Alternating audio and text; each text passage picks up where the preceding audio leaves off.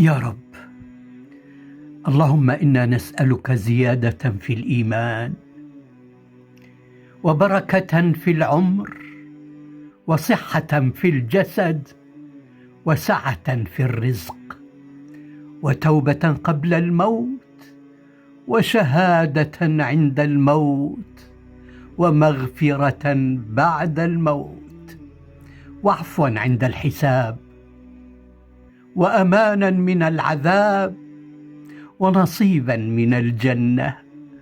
وارزقنا النظر إلى وجهك الكريم يا رب العالمين. اللهم صل وسلم وبارك على سيدنا وحبيبنا محمد وعلى آله وأصحابه أجمعين.